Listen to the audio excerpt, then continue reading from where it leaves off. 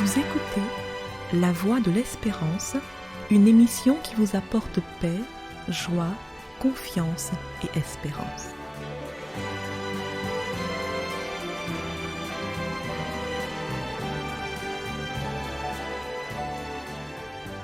Bonjour la Guyane et bonjour à tous depuis la Guyane. En ce début d'année scolaire, il semble utile de rappeler et de se rappeler que les mots que nous prononçons ont un pouvoir non négligeable. Ils peuvent servir à dévoiler la vérité ou à la cacher, à unir autant qu'à diviser, à respecter autrui ou à le manipuler, voire même le déstabiliser. Un seul petit mot peut nous mettre dans une rage folle ou nous transporter de joie. Comprendre la portée et la force des mots est donc une tâche indispensable. La parole est une arme de celui qui harcèle. Le harcèlement est un sujet dont on parle beaucoup aujourd'hui en rapport avec l'école, mais le harcèlement touche aussi bien la famille que le milieu professionnel. Une personne est victime de harcèlement lorsqu'elle subit de façon répétitive des actes négatifs de la part d'une ou de plusieurs personnes. Le malaise peut être infligé soit de manière physique, la personne sera frappée, poussée, bousculée, ou alors par des mots. On va menacer cette personne, se moquer d'elle ou lui attribuer des sobriquets. Les actions négatives peuvent également être manifestées sans parole ni contact physique, en faisant régulièrement des grimaces, des gestes obscènes, en refusant à la personne ce à quoi elle a droit. Par conséquent, comme vous le voyez, le harcèlement peut toucher différentes personnes dans différents domaines. Les conséquences du harcèlement peuvent être graves et perdurer à long terme. La personne qui se sent harcelée peut s'isoler, perdre l'estime de soi, avoir une baisse de ses résultats, soit des résultats scolaires ou des résultats professionnels, voire la personne peut entrer dans un mal-être profond, un trouble du comportement et même arriver à une conduite suicidaire. Par conséquent, le harcèlement, c'est une chose grave. On ne peut pas jouer avec cela. On ne peut pas donc s'amuser à se moquer de quelqu'un, à lui dire des mots de manière répétitive tous les jours qui peuvent la blesser et lui faire du mal. Comprendre la portée et la force des mots est donc une tâche indispensable. Chaque parent devrait en prendre connaissance pour ne pas rabaisser l'estime de soi chez un enfant par des mots blessants tels que « tu es nul », tu ne vaux rien, tu n'es vraiment pas l'enfant que j'attendais. Le parent peut aussi faire du tort à son enfant en faisant exploser son ego, son moi, le rendant orgueilleux en l'exaltant tout en rabaissant ses petits camarades. La parole a donc du pouvoir. Les mots ont du pouvoir. Il nous faut savoir comment les utiliser. C'est pour cela que même quand on doit réprimander, il faut le faire avec les mots et les paroles qu'il faut. Nous lisons ici dans la Bible, dans le livre des Proverbes au chapitre 25, ce qui suit au verset 11. Il est dit « Une parole bien tournée est aussi précieuse qu'un objet en or avec des motifs d'argent. La réprimande donnée par une personne sage ressemble à un anneau ou à un collier d'or fin pour celui qui l'écoute. » Fin de citation. Nous comprenons donc que la parole a du pouvoir et que même quand il faut réprimander, il faut le faire de manière réfléchie et sage, et une réprimande sage et réfléchie est appréciée par celui qui l'écoute. Il faut aussi faire attention à la parole que nous sortons, puisque la Bible compare le mensonge à une arme létale. Un mensonge peut tuer.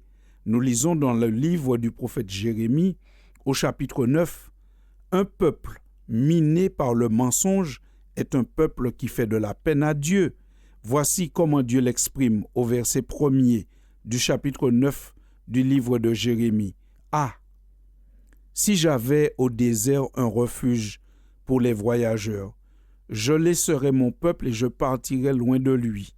C'est une bande de déserteurs. Ils sont tous adultères à l'égard du Seigneur. Ils utilisent leur langue comme un arc pour tirer des flèches de mensonges. Ce n'est pas grâce à la vérité qu'ils règnent dans le pays. Ils vont de méfait en méfait et ils m'ignorent totalement, déclare le Seigneur. Fin de citation.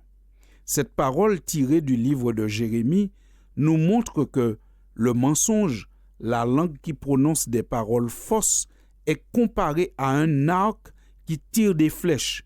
Et vous êtes bien d'accord qu'une flèche tirée par un arc est une arme létale. Ça peut tuer quelqu'un. On se demande si parfois nos plus hauts dignitaires réfléchissent à ce qu'ils disent, même sur les plateaux de télé. On entend ici et là des responsables à tout niveau qui se traitent de menteurs à longueur de débats télévisés. On se demande si tout cela aide les jeunes et la population à prendre conscience que le mensonge est à bannir de nos relations et que la parole est une arme puissante et qu'on ne peut pas dire n'importe quoi et surtout pas en public.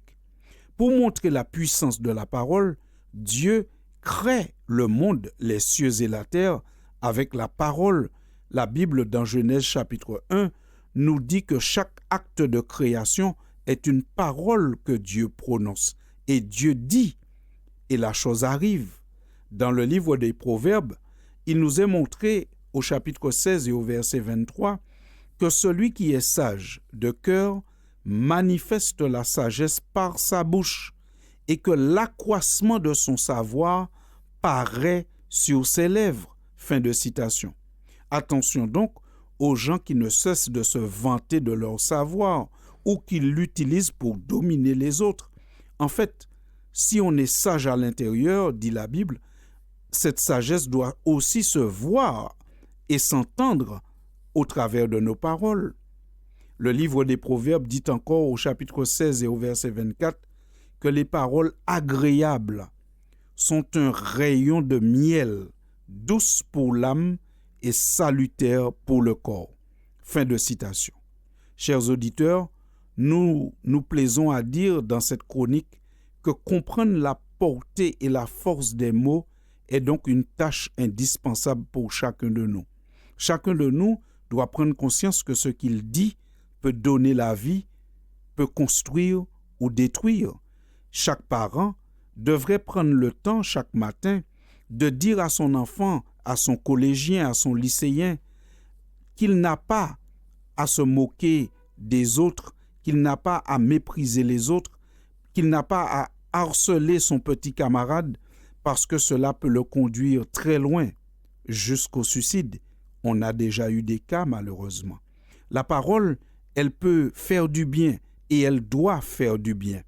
Nous avons donc besoin les uns les autres de comprendre que les mots ont un pouvoir et choisir nos mots, même pour réprimander, mais surtout utiliser les mots pour encourager, pour fortifier, pour dire du bien et pour relever celui qui est faible. Que Dieu donc aide chacun de nous à utiliser ce pouvoir que nous possédons, le pouvoir de la parole, le pouvoir des mots, pour faire du bien tout autour de nous. Sur ce mot, je vous remercie de votre attention et vous dis à très bientôt en espérant que cette parole vous aura fait du bien. Apprends-lui à se confier dans la parole de vérité éternelle. C'était La Voix de l'Espérance, une émission préparée par l'Église adventiste du 7e jour. Si vous désirez avoir une copie de la causerie d'aujourd'hui, demandez-la. Elle vous sera donnée gracieusement. Écrivez à La Voix de l'Espérance, boîte postale 169 97 324, Cayenne, CEDEX. ou téléphonez au 0594 25 64 26. Merci chers auditeurs et à bientôt.